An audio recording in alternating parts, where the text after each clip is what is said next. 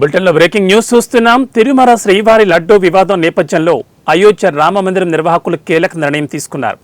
బాలరాముడికి బయటి సంస్థలు తయారు చేసిన ప్రసాదాలను నైవేద్యంగా పెట్టడంపై నిషేధం విధించారు.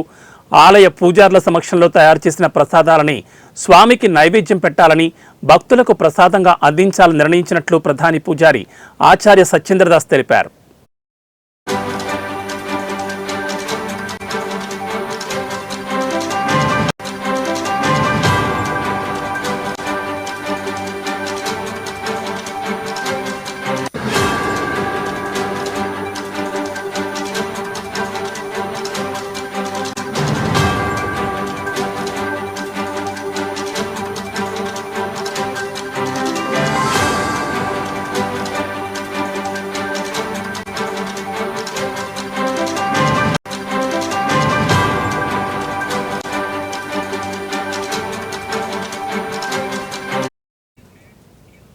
దేశవ్యాప్తంగా ఉన్న అన్ని ఆలయాలలో బయటి వ్యక్తులు తయారు చేసిన ప్రసాదాలను నిషేధించాలని, తిరుమలలో లడ్డూ ప్రసాదాల తయారీ మొత్తం ఆలయ పూజారుల పర్యవేక్షణలో జరిపించాలని కోరారు.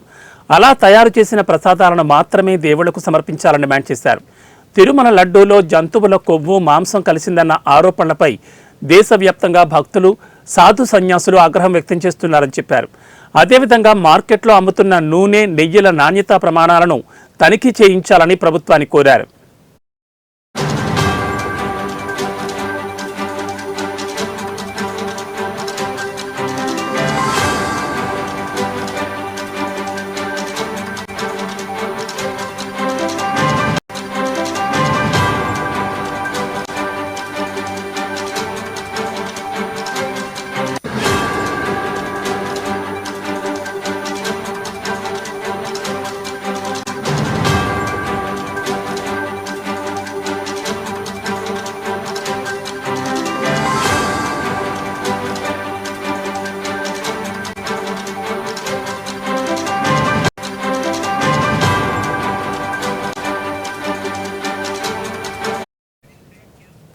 తిరుమల శ్రీవారి లడ్డూ వివాదం నేపథ్యంలో అయోధ్య రామమందిరం నిర్వాహకులు కీలక నిర్ణయం తీసుకున్నారు. బాలరాముడికి బయటి సంస్థలు తయారు చేసిన ప్రసాదాలను నైవేద్యం పెట్టడంపై నిషేధం విధించారు. ఆలయ పూజారుల సమక్షంలో తయారు చేసిన ప్రసాదాలని స్వామికి నైవేద్యంగా పెట్టాలని, భక్తులకు ప్రసాదంగా అందించాలని నిర్ణయించినట్లు ప్రధాన పూజారి ఆచార్య సత్యేంద్రదాస్ తెలిపారు.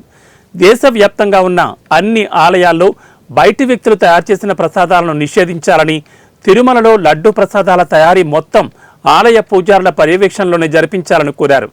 అలా తయారు చేసిన ప్రసాదాలను మాత్రమే దేవుళ్లకు సమర్పించాలని డిమాండ్ చేస్తున్నారు. తిరుమల లడ్డూలో జంతువుల కొవ్వు, మాంసం కలిసిందన్న ఆరోపణలపై దేశవ్యాప్తంగా భక్తులు, సాధు సన్యాసులు ఆగ్రహం వ్యక్తం చేస్తున్నారని చెప్పారు.